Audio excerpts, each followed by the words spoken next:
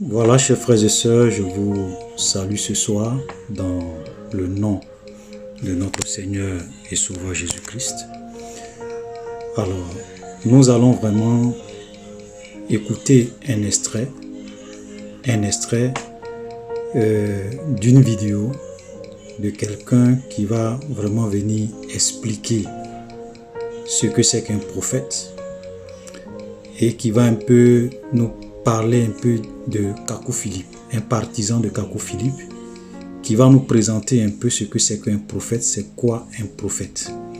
Nous allons l'écouter attentivement et puis après cela, nous allons revenir et je vais vous expliquer un certain nombre de choses que j'ai l'habitude de répéter, qui fait qu'aujourd'hui, beaucoup de personnes sont vraiment séduits par les faux prophètes, par les manipulateurs, par des agents du diable et qui viennent avec des choses qui semblent être vraies, qui semblent être justes et qui, au milieu de tout ce qu'ils vous présentent comme vérité, ils introduisent du poison, ils introduisent un venin. Nous allons écouter attentivement tout ce qu'il va dire. C'est une vidéo qui dure environ 5 minutes. Nous allons écouter attentivement et après, nous allons venir faire un développement.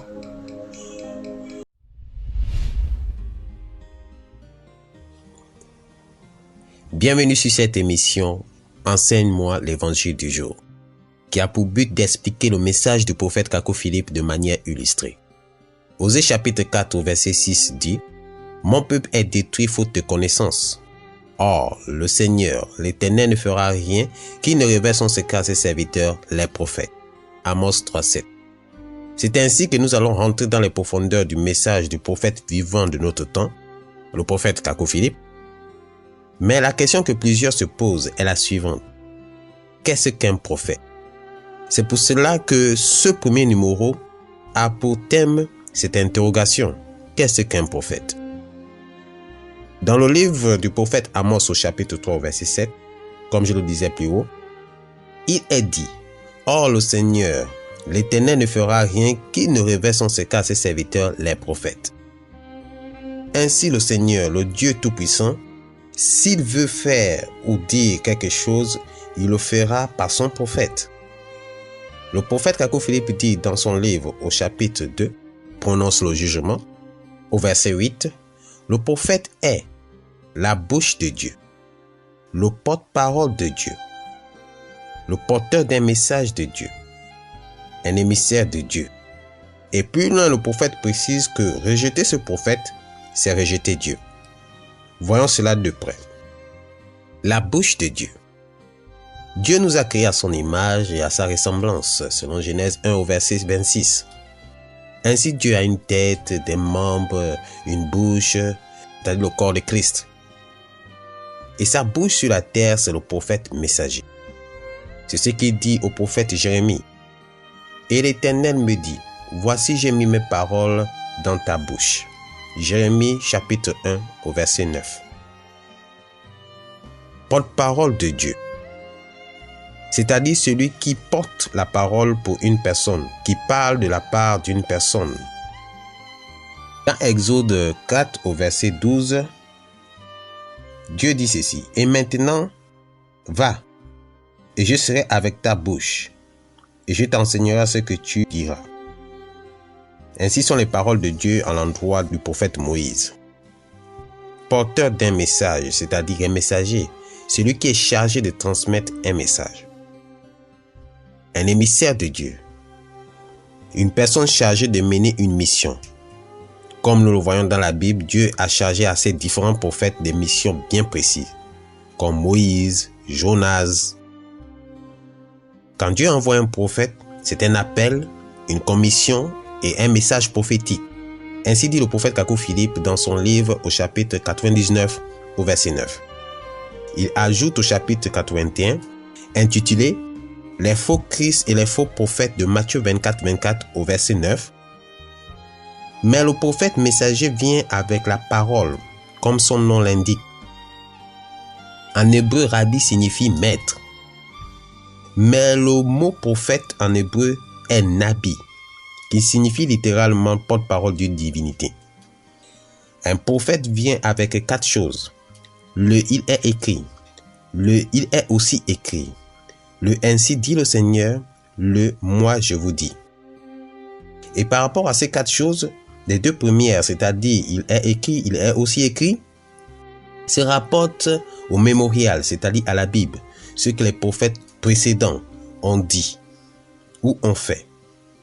Les 2 dernières choses, le « ainsi dit le Seigneur », le « moi je vous dis », ceci se rapporte à la révélation, c'est-à-dire à l'évangile que Dieu a donné à ce prophète pour venir prêcher en son temps. De plus, son ministère doit être annoncé dans la Bible, c'est-à-dire par les prophètes qui sont venus avant lui. Et au-dessus de tout ceci, il a le sceau de l'infaillibilité. Autrement dit, il est infaillible. Un prophète est infaillible. Pour résumer, le prophète est la bouche de Dieu, le porte-parole de Dieu, un émissaire de Dieu. Il a un appel, une commission et un message. Et pendant son ministère, dans le domaine de la parole, il se manifeste avec 4 choses. Le « il est écrit », le « il est aussi écrit », le « ainsi dit le Seigneur », le « moi je vous dis ». Et il est infaillible. C'est-à-dire si un prophète annonce 100 choses et qu'il n'y a que 99 qui s'accomplissent, alors c'est un faux prophète. Un prophète est infaillible. Tout ce qu'il annonce s'accomplit, car il est la bouche de Dieu, il est la manifestation de Dieu. Ainsi, il ne peut pas annoncer une fausseté. Voilà, donc vous l'avez attentivement écouté et vous avez vu ce qu'il a dit. Moi, avant de continuer, je voudrais vraiment vous poser une simple question. Est-ce que tout ce qu'il a dit est vrai?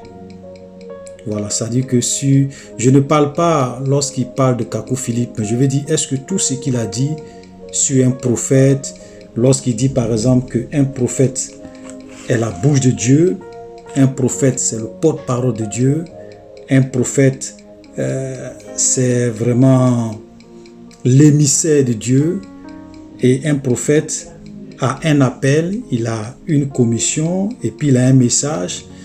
Et il se manifeste avec 4 choses, c'est-à-dire qu'il est écrit, il est aussi écrit, le ainsi dit le Seigneur, le moi je vous dis. Et est-ce qu'un prophète est infaillible? Ça veut dire que quand il dit quand il vous annonce 99 choses, s'il y a une seule chose qui ne s'accomplit pas, c'est que c'est un faux prophète. Il est infaillible, donc tout ce qu'il annonce cela doit s'accomplir.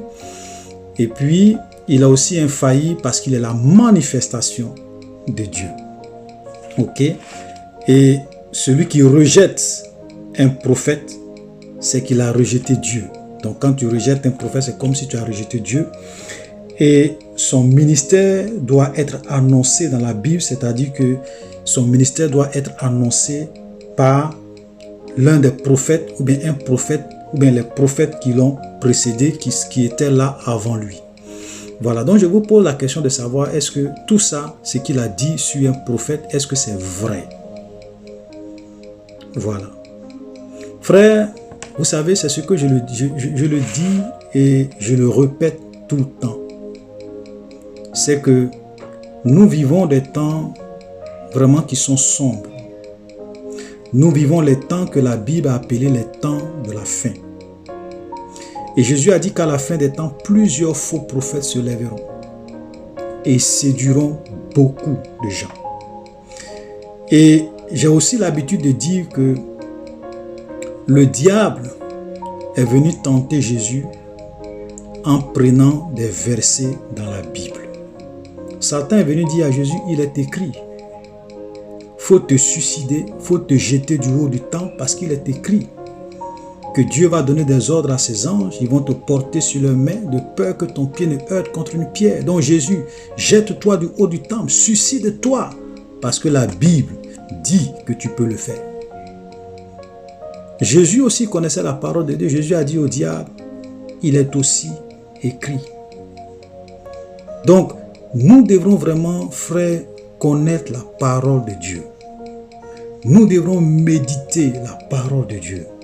Nous devons prier le Saint-Esprit pour qu'il nous ouvre les yeux en ces temps de la fin où le diable a envoyé beaucoup de faux prophètes, beaucoup de manipulateurs pour nous séduire. Parce que nous allons voir ce qu'il a dit. Parce que dans tout ce qu'il a dit, il y a, écoutez-moi très bien, il y a beaucoup de vérité, beaucoup de choses qui sont justes par rapport à un prophète de l'Ancien Testament. Par rapport à un prophète ou bien par rapport aux prophètes qui ont existé et qui ont exercé leur ministère dans l'Ancien Testament. Mais quand on vient dans le Nouveau Testament, et nous allons le voir tout à l'heure, tout ce qu'il a dit, c'est du mensonge. J'ai envie de dire pratiquement, j'ai pas envie de dire tout, mais pratiquement tout ce qu'il a dit, c'est du mensonge, c'est de la manipulation, c'est de l'hérésie. Et nous allons voir pourquoi. Parce que, vous savez, la Bible, elle est divisée en deux grandes parties. Et quand vous êtes en train de méditer la Bible, ou bien quand quelqu'un est en train de faire un développement, quand il est en train d'expliquer un certain nombre de choses sur Dieu, sur un prophète, sur sa parole, vous devrez savoir à quelle époque vous vous situez, à quel temps vous êtes. De quoi je veux dire? Ça veut dire que quand vous prenez par exemple les prophètes de l'Ancien Testament, les prophètes de l'Ancien Testament, ils étaient vraiment la bouche de Dieu. Ils étaient des porte-parole de Dieu. Ils étaient des émissaires de Dieu. Et quand Dieu les envoyait, tels que Jérémie, tels que Ésaïe, tels que Malachie, tels que Moïse, si vous les rejetez, si vous rejetez les messages, c'est comme vous avez rejeté Dieu. Parce qu'ils étaient vraiment la bouche de Dieu. Ils étaient vraiment des gens que Dieu envoyait pour proclamer sa parole, pour proclamer son message. Donc, ils avaient un appel, ils avaient un message, ils avaient vraiment l'onction, ils avaient la puissance de Dieu et ils partaient avec un message pour l'annoncer au peuple. Et donc, quand le peuple refusait le prophète, c'est comme s'ils avaient rejeté Dieu lui-même. Ok? Et quand on prend les prophètes de l'Ancien Testament, effectivement, tout ce qu'ils disent doit se réaliser. C'est pour cela que Dieu disait que si un prophète dit quelque chose, que cela ne s'accomplit pas, c'est que c'est la preuve que ce n'est pas un prophète de Dieu. Mais ce n'était pas ça seulement le seul critère pour identifier un véritable prophète. J'ai déjà fait une vidéo où j'ai démontré comment reconnaître un vrai prophète de Dieu. Il y a 3 critères pour reconnaître un vrai prophète de Dieu. Ce n'est pas seulement le fait qu'il annonce quelque chose qui s'accomplit, qui fait de lui un prophète de Dieu. Ce n'est pas ça seulement. Il peut vous annoncer des choses qui vont s'accomplir et être un faux prophète. Voilà. Vous voyez? Donc ça, c'est vrai sur les prophètes de l'Ancien Testament. Mais un prophète n'est pas la manifestation de Dieu. Comme Jésus. Jésus était Dieu sur terre, le Dieu incarné. La parole faite chair. Seul Jésus était la parole faite chair. Dieu, Emmanuel, Dieu parmi nous. Seul Jésus. Aucun autre prophète sur la terre ne pouvait prétendre être la manifestation de Dieu. Même dans l'Ancien Testament. Vous voyez, ça c'est faux. Ça c'est faux. Ok? Et donc, je vais vous dire pourquoi, quand on vient dans le Nouveau Testament, tout ce qu'il a dit, c'est du mensonge. Je vais prendre seulement 2 versets pour détruire tout ce, pour démontrer que tout ce qu'il a dit, c'est de la manipulation, c'est du mensonge, c'est de la fausseté pour nous les chrétiens, pour nous les enfants de Dieu, pour le Nouveau Testament, pour les temps dans lesquels nous sommes. Nous allons prendre Hébreux. Hébreux chapitre 1, les 2 premiers versets. Frère, la parole de Dieu est merveilleuse. Jésus a dit au diable, il est aussi écrit. Et nous allons dire à tous ceux qui croient en ces menteurs, frères, comprenez aussi, il est aussi écrit dans Hébreux chapitre 1, le verset 1 à 2, voilà ce que la Bible nous dit. Après avoir autrefois et à plusieurs reprises et de plusieurs manières parlé à nos pères par les prophètes, vous comprenez? Ça veut dire que Dieu, autrefois, dans l'Ancien Testament, avec Moïse, avec Ésaïe, avec Jérémie, avec Zacharie, Dieu nous a parlé dans l'Ancien Testament. C'est-à-dire qu'avant Jésus, Dieu parlait à son peuple par les prophètes. Il leur envoyait des prophètes qui étaient sa bouche, qui étaient son porte-parole, pour leur annoncer son message. Donc, après avoir autrefois à plusieurs reprises et de plusieurs manières parlé à nos pères par les prophètes, verset 2, Dieu, écoutez-moi très bien frère, vous connaîtrez la vérité et la vérité vous affranchira. Dieu, dans ces derniers temps, nous a parlé par le Fils qu'il a établi héritier de toutes choses, par lequel il a aussi créé le monde, et qui étant le reflet de sa gloire et l'empreinte de sa personne. Mais je vais m'arrêter déjà là pour dire que le verset 2 dit, dans ces derniers temps, Dieu dans ces derniers temps, c'est-à-dire que dans les temps dans lesquels nous sommes, depuis que Jésus est venu, avec Jésus, Dieu dans ces derniers temps, le temps de la grâce, les temps dans lesquels nous sommes, Dieu nous a parlé par le Fils. C'est bouclé, c'est fini. Il n'y a plus un autre prophète comme les prophètes de l'Ancien Testament que Dieu va encore susciter pour venir nous parler. Il n'y a plus un autre prophète comme les prophètes de l'Ancien Testament que Dieu va susciter pour être son porte-parole, son messager. De telle sorte que si on rejette ce prophète-là, c'est comme si on a rejeté Dieu. Frère, c'est faux. Dans les temps dans lesquels nous sommes, Dieu nous a parlé par le Fils. Voilà la vérité. Donc tous ceux qui viennent et qui vous disent que eux ils sont les prophètes de leur génération, ils ont une commission, ils ont un appel et que c'est eux, c'est en eux que nous devons croire pour être sauvés.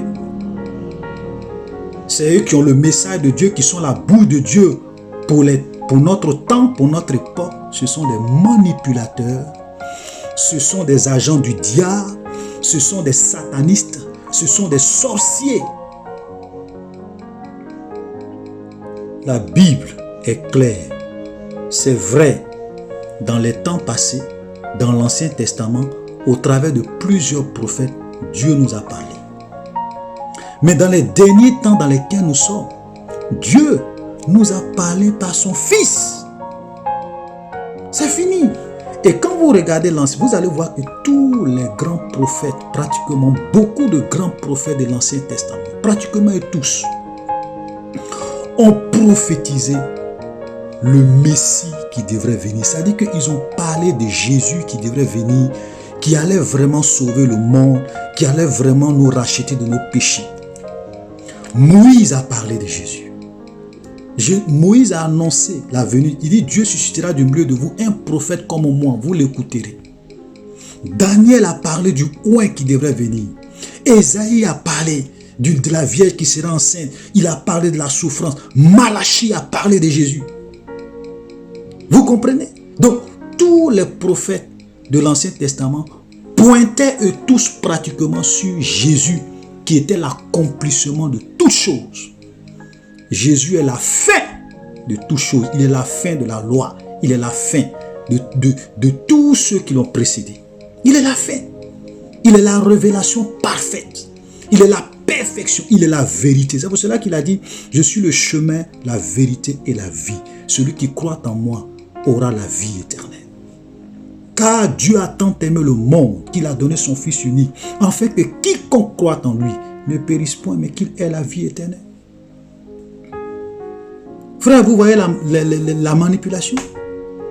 Et il vous dit, par exemple que un prophète doit être annoncé dans la Bible. C'est-à-dire que, parce que quand il dit qu'un prophète doit être annoncé dans la Bible, c'est-à-dire que par les prophètes qui l'ont précédé. Moi, je vous pose une question. Moïse, quel verset a annoncé la venue du prophète Moïse avant que Moïse ne vienne? Quel verset a annoncé le prophète Ésaïe? Quel verset a annoncé le prophète Jérémie? Quel prophète avait annoncé Samuel avant que Samuel ne vienne? Quel prophète avait annoncé Élisée? Montrez-moi tous les prophètes de l'Ancien Testament. Quels sont les prophètes qui les avaient annoncés avant qu'ils ne viennent? Ça, c'est du mensonge aussi. Vous voyez? Dans la Bible, quand je regarde, il n'y a que 2 prophètes dont la venue avait été annoncée. Il y avait Jean-Baptiste, qui était le Élie qui devrait venir, et puis il y avait Jésus-Christ. Vous comprenez? Voilà, si on veut parler en termes de prophète, il y avait ces 2-là. Parce que Jésus avait pratiquement tous les ministères. Il était le Fils, il était la parole incarnée. Vous comprenez? Donc c'est de la manipulation. Donc tout ce que ce monsieur-là raconte, il est en train de raconter des vérités qui sont vraies dans l'Ancien Testament. Mais dans le Nouveau Testament, c'est faux et archi faux. Vous comprenez? Et je vais vous faire écouter aussi le prophète Kakou Philippe lui-même. Et nous allons, voilà une vidéo d'environ 1 minute. Écoutez-le et vous allez voir ce qu'il dit. Lorsqu'on parle de prophète, c'est un appel et une commission. Tous ceux que vous êtes en train de voir aujourd'hui, se disant prophète, lorsqu'on parle d'appel de commission, ils titubent, la bouche est fermée, ils ne peuvent pas avancer. Avant qu'un homme ne dise quoi que ce soit, il doit d'abord donner son appel et commission. C'est sur cette base, c'est le certificat qui confirme tout ce qu'il va dire après. Et tout prophète vient avec un appel et une commission. Mais tous ces apôtres, parce qu'un apôtre ne peut pas avoir un appel, c'est un prophète qui établit un apôtre. Pierre n'a pas d'appel, c'est Jésus qui l'a établi. Pierre est l'apôtre de Jésus. Timothée, Philémon, Tite, ce sont des apôtres de Paul. Paul est prophète, messager. Lorsque Paul est apparu, il y avait un titre qui dominait en Israël, apôtre, apôtre Pierre, apôtre. Paul s'est fait appeler apôtre, mais vers la fin de son ministère, Paul s'est rendu compte qu'il était un prophète messager, qu'il était au-dessus de Pierre, Jean, Jacques. Paul s'est rendu compte qu'il était prophète comme Ésaïe, Jérémie, Moïse, Noé et tout cela. Et dans Actes chapitre 26, lorsque Paul comparaissait devant le roi Agrippa, Paul n'a pas essayé de démontrer comment ce qu'il dit était vrai, ainsi de suite. Mais Paul a parlé de son appel et commission. Ce qui compte chez un prophète, c'est son appel et commission. Vous pouvez organiser un débat rien que pour parler de l'appel et commission. C'est cela. Le plus important, c'est cela. Voilà, donc vous voyez ce qu'il vient de vous dire. Il vous dit que c'est le prophète qui établit les apôtres. Donc un apôtre est établi par un prophète. Qu'un apôtre n'a pas d'appel. Donc selon leur entendement, un prophète est plus grand qu'un apôtre. Mes frères, on va aller dans la Bible. C'est pour cela que je dis, il est aussi écrit. Qu'est-ce que la Bible nous dit?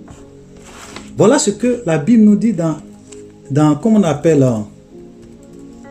comme on appelle 1 Corinthiens chapitre 12, le verset 28. Voilà ce que la Bible nous dit. Parce que dans l'Ancien Testament, frère, il y avait quel apôtre? Qui avait le ministère? Les prophètes de l'Ancien Testament. Qui est-ce qu'ils avaient établi comme apôtre? Le ministère d'apôtre n'existait pas dans l'Ancien Testament. C'est dans le Nouveau Testament que Jésus a établi ses apôtres. Voilà. Vous voyez, donc, ils prennent la parole de Dieu, ils tordent. Ils font croire aux gens que oui, le prophète est plus grand que l'apôtre. L'apôtre n'a pas d'appel. Mais nous allons lire la Bible. J'ai dit que je vais prendre seulement 2 versets. Voilà le deuxième passage que je vais prendre. 1 Corinthiens chapitre 2, verset 12. Voilà ce que la Bible dit. Dieu, écoutez-moi très bien, parce que si vous ne connaissez pas la Bible, si vous ne méditez pas la Bible, les gens vont vous tromper, ils vont vous séduire. Écoutez, la Bible dit, et Dieu a établi premièrement, Dieu a établi dans l'église. Écoutez-moi très bien. Dieu a établi dans l'église premièrement qui? Des apôtres. Secondement, des prophètes. Troisièmement, des docteurs. Et ensuite, ceux qui ont le don des miracles, puis ceux qui ont le don de guérir, de secourir, de gouverner, de parler diverses langues. Voilà ce que la Bible dit. Donc comment un monsieur comme ça peut venir dire qu'un apôtre n'a pas d'appel? Et que c'est le prophète qui établit l'apôtre. Mais Jésus, lui, il était Dieu.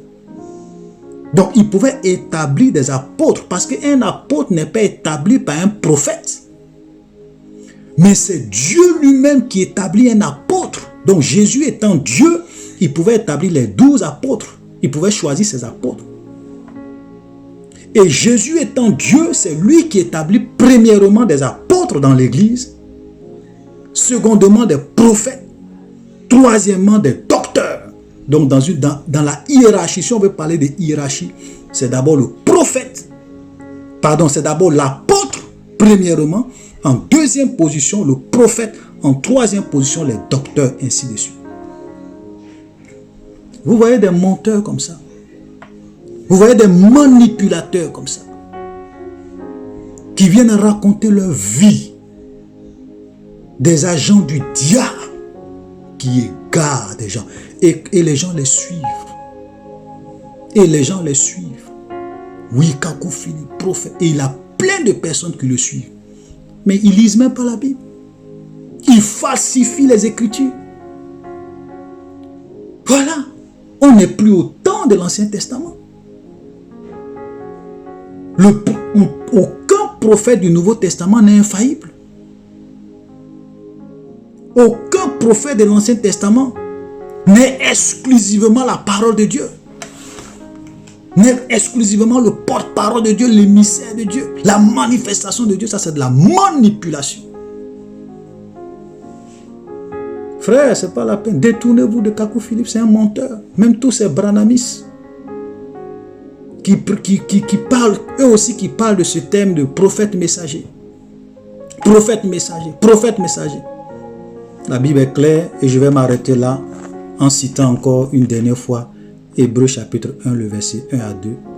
Après avoir autrefois à plusieurs reprises et de plusieurs manières parlé à nos pères par les prophètes, Dieu dans ces derniers temps nous a parlé par le Fils qu'il a établi héritier de toutes choses, par lequel il a aussi créé le monde.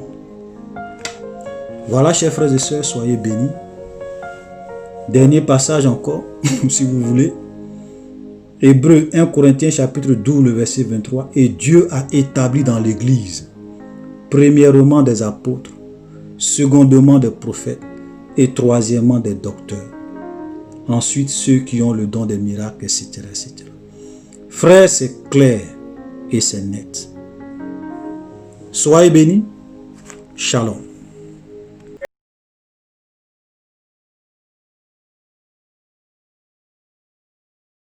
Maintenant, aborder cette fausse conception concernant les prophètes messagers.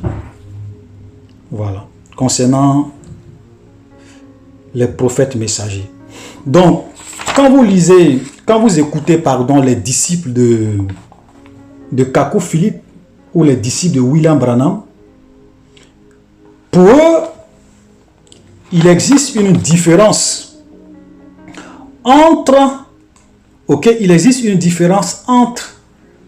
un prophète et les petits prophètes. C'est-à-dire que pour eux, il y a des prophètes messagers.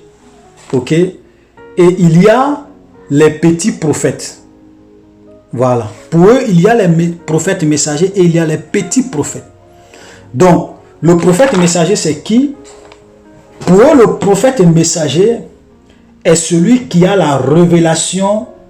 Il a la révélation divine de la parole de Dieu.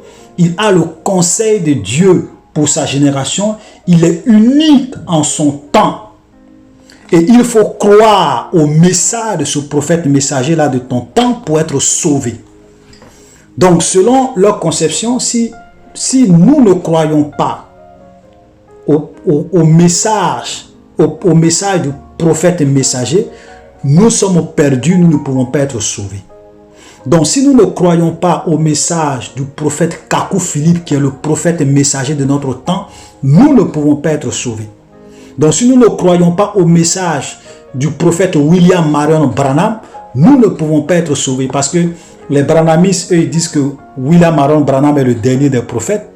Alors que Kakou Philippe, les disciples de Kakou Philippe disent que non, Kakou Philippe est le prophète de notre temps. Voilà. Et donc, selon leur entendement, la Bible est un livre d'histoire. Voilà. Donc, la Bible n'est plus d'actualité. La Bible devient un livre d'histoire et qu'on ne doit plus se fier à la Bible parce que au temps de Jésus, il n'y avait pas... Parce qu'ils disent quoi, chaque époque, les époques changent. Okay? Chaque période est différente. Okay? Donc, nous, notre période, la période que nous sommes en train de vivre, l'époque dans laquelle nous sommes, okay, est différente de l'époque de Jésus, parce qu'au temps de Jésus, il n'y avait pas d'avion, il n'y avait pas de chat, il n'y avait pas de Facebook, il n'y avait pas d'internet, il n'y avait pas de cigarettes. Donc il faut un prophète, un messager pour venir vraiment redéfinir le péché sous l'inspiration de Dieu. C'est lui maintenant qui va venir apporter la vérité aux gens de son époque pour que ceux qui croient en lui puissent être sauvés. Donc pour eux, le véritable baptême actuellement, ce n'est pas le baptême au nom du Père, du Fils et du Saint-Esprit. Ce n'est pas le baptême au nom de Jésus qui sauve, mais c'est le baptême au nom de Kakou Philippe. Et c'est Kakou Philippe maintenant qui va, le prophète messager qui établit les apôtres.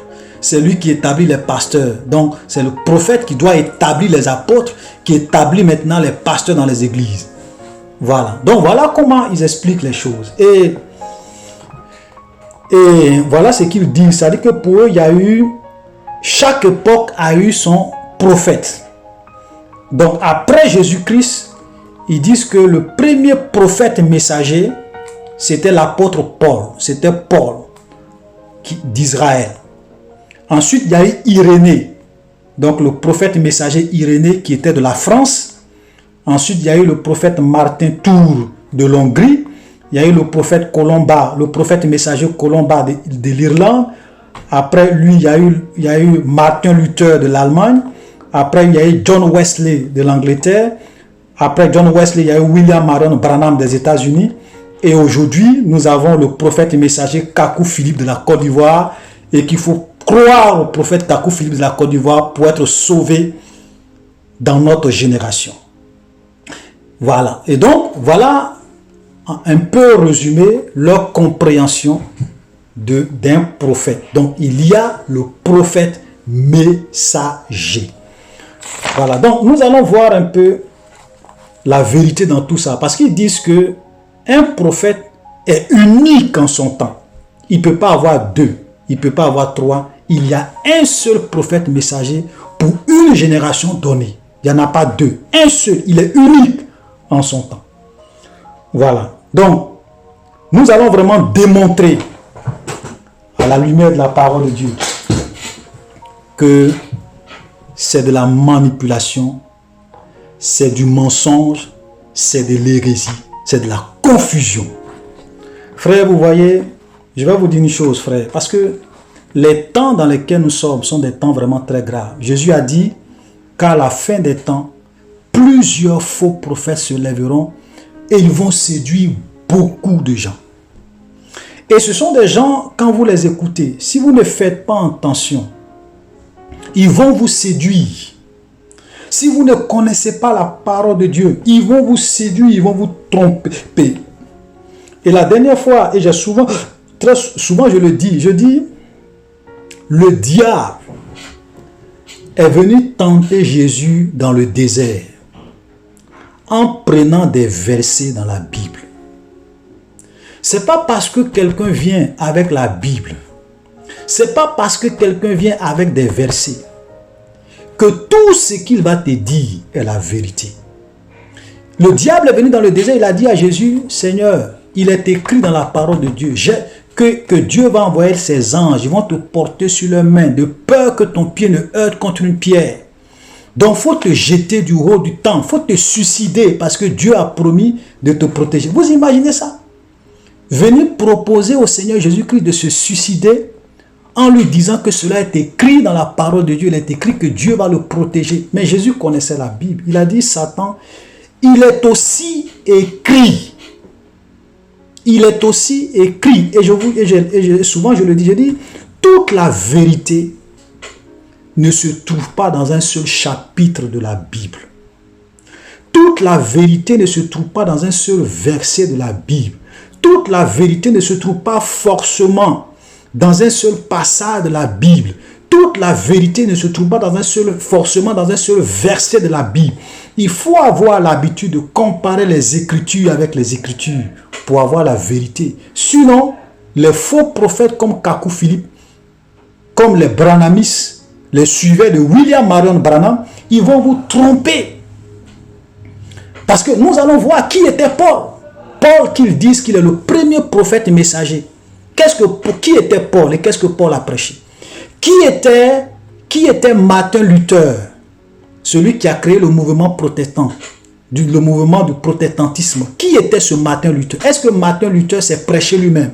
Est-ce que Martin Luther a dit aux gens de sa génération que si vous ne croyez pas en mon message, vous n'allez pas être sauvés? Est-ce que c'est ce que John Wesley a enseigné?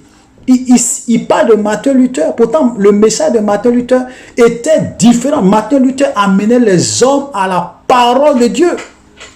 C'est Martin Luther qui a vu dans la parole de Dieu que voilà ce que la Bible enseigne, voilà ce que l'Église catholique enseigne. Et Martin Luther, c'est lui qui a commencé à inventer, à dire le thème qu'on appelle sola scriptura. Ça veut dire que seules les Écritures représentent la source de toute foi et de toute connaissance que l'homme peut avoir de Dieu. C'est-à-dire que Martin Luther disait aux gens que seule la Bible, seule la parole de Dieu doit nous diriger, doit nous orienter. Nous devons croire à la Bible, nous devons croire au Seigneur Jésus-Christ pour être sauvés et à la parole des apôtres de Jésus pour être sauvés. Martin Luther n'a jamais dit aux gens qu'il est leur prophète messager et qu'il faut croire en lui pour être sauvé. John Wesley, qui était un grand homme de Dieu de son temps, n'a jamais dit aux gens que moi, John Wesley, je suis votre sauveur, croyez en moi, croyez à mon message pour être sauvé. Vous voyez, ce sont des gens qui manipulent le peuple de Dieu. Et comme les gens aussi ne s'informent pas, beaucoup de chrétiens aujourd'hui ne s'informent pas, ils ne cherchent pas à fouiller, à creuser, ils ne lisent pas la Bible, beaucoup sont séduits. Frères, laissez-moi vous dire, tous les branhamistes, tous les gens qui suivent Kakou Philippe sont dans la perdition. Ils sont dans l'égarement et ils sont en train de suivre un faux prophète qui va les conduire à l'enfer. Ils vont se rendre compte au dernier jour, quand ils vont se réveiller dans l'éternité, ils vont se rendre compte que Kakou Philippe les a trompés. Mais il sera déjà trop tard pour eux, s'ils ne se repentent pas. Voilà. Donc, John Wesley n'a jamais prêché ce que Kakou Philippe est en train de prêcher. Martin Luther n'a jamais dit aux gens, croyez en moi. Martin Luther amenait les gens à croire en la parole de Dieu et en ce qui est écrit dans la Bible. Voilà la vérité. Vous voyez, ne serait-ce que ça seulement, ça démontre déjà la fausseté de ce que Kakou Philippe prêche. Vous voyez, on prend seulement la vie de Martin Luther, on prend la vie de John Wesley, et on peut déjà montrer que cela s'égare. Parce que quand on prend les enseignements de Martin Luther, quand on prend les enseignements de John Wesley, ça n'a rien à voir avec ce qu'ils sont en train de dire aujourd'hui. Voilà. Ensuite, on va venir un peu à l'apôtre Paul. Parce qu'ils disent que Paul, je ne vais pas faire long, je vais juste prendre l'unicité du prophète messager. Parce que c'est l'un de leurs doctrines fondamentales, c'est-à-dire que pour eux, le prophète messager, il est unique. Et que en dehors de lui, il faut croire en lui pour être sauvé. Et c'est lui qui établit les apôtres. Voilà, donc il est unique en son temps. Ils disent que Paul est le premier prophète messager. Mes frères, je vais vous poser une question. D'abord, qui était Paul? Paul était-il apôtre? Ou bien Paul était prophète? frère, on va aller dans la Bible. Voilà, puisque eux ils disent que Paul est un prophète messager, mais Paul lui-même, comment il se définissait? On va aller dans la Bible, on va prendre par exemple 1 Corinthiens, chapitre 1, le verset 1. Ça c'est Paul qui se présente. Il dit, 1 Corinthiens chapitre 1, verset 1, il dit, Paul, appelé à être apôtre de Jésus-Christ par la volonté de Dieu, et le frère Sostène. Je m'arrête là. Donc, Paul dit qu'il a été appelé à être apôtre. Il n'a pas dit à être prophète.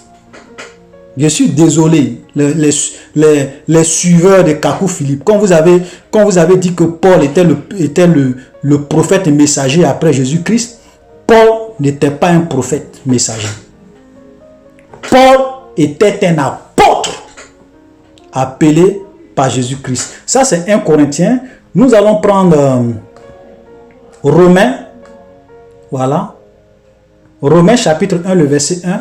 Paul encore, c'est Paul qui écrit ça. Voilà ce qu'il dit. Paul, serviteur de Jésus-Christ, appelé à être apôtre, mis à part pour annoncer l'évangile de Christ. Donc ici encore, on voit clairement que Paul, il était apôtre. Il se présente lui-même comme étant un apôtre de Jésus-Christ.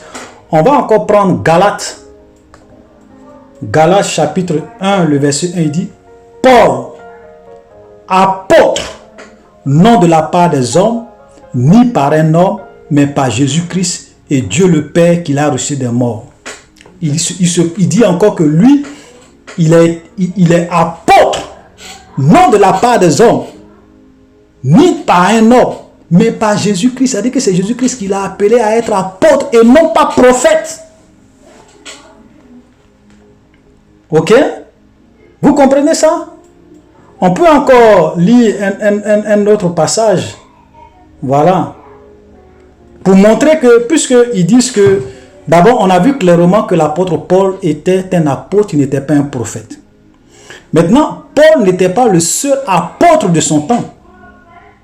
Il y avait plusieurs. Et nous, quand nous prenons par exemple Galates chapitre 1, le verset 15, voilà, il dit, mais lorsqu'il plut à celui qui m'avait mis à part dès le sein de ma mère et qui m'a appelé par sa grâce de révéler en moi son fils, afin que j'annonçasse parmi les païens, aussitôt je ne consultai ni la chair ni le sang, je ne montai point à Jérusalem vers ceux qui furent apôtres avant moi. Donc Paul est en train de dire que quand le Seigneur m'a appelé à son service, à être apôtre comme les autres, je ne suis pas monté à Jérusalem je ne suis pas automatiquement monté à Jérusalem vers ceux qui ont été apôtres avant moi. Ça veut dire que même au temps de Paul, de l'apôtre Paul, il y avait d'autres apôtres aussi, comme lui. Il n'était pas le seul apôtre. On continue encore, et il dit au verset 18, pardon, il dit, 3 ans plus tard, je montais à Jérusalem pour faire la connaissance de Céphas et je demeurais chez lui 15 jours chez lui. Céphas, c'est l'apôtre Pierre. Donc après, il est maintenant monté à Jérusalem pour faire la connaissance de l'apôtre Pierre. Et il va demeurer chez l'apôtre Pierre pendant 15 ans. Et il dit, verset 19, je ne vis aucun autre des apôtres si ce n'est Jacques, le frère du Seigneur. Donc il a demeuré chez Pierre. Ensuite, il n'a pas vu d'autres apôtres à part Jacques. Donc Jacques, il reconnaît que Jacques, il a vu Jacques qui était aussi apôtre comme lui, au même titre que lui. Donc cette question d'unicité du prophète messager, d'abord Paul n'était pas un prophète, il était un apôtre, et même encore en son temps, il y avait d'autres apôtres, il y avait Pierre, il y avait Jacques, il y avait les autres apôtres qui étaient avec Jésus, et ils étaient apôtres au même titre que Paul. Et je vais vous montrer un verset aussi qui est très intéressant. Parce que, vous voyez, les gens manipulent le peuple de Dieu. Ils disent que le prophète est plus grand. Et c'est le prophète maintenant qui établit. Nous allons établir les apôtres, les autres. Regardez ce que la Bible dit. 1 Corinthiens chapitre 12, le verset 27, voilà. Vous êtes le corps de Christ. 1 Corinthiens 12, le verset 27. Vous êtes le corps de Christ, vous êtes ses membres, chacun pour sa part. Dieu a établi dans l'église. Qui a établi? On n'a pas dit un homme, on dit Dieu a établi dans l'église. C'est Dieu qui établit. Dieu a établi dans l'église, premièrement, les apôtres. Donc, dans l'ordre, premièrement, les apôtres. Secondement, des prophètes. Troisièmement, des docteurs. Je m'arrête là. Donc, qui a établi dans l'église, c'est-à-dire que Dieu établit, c'est pas l'apôtre qui appelle les gens au ministère de prophète qui établit les prophètes. C'est pas le prophète qui établit des apôtres, c'est pas le prophète qui établit des docteurs.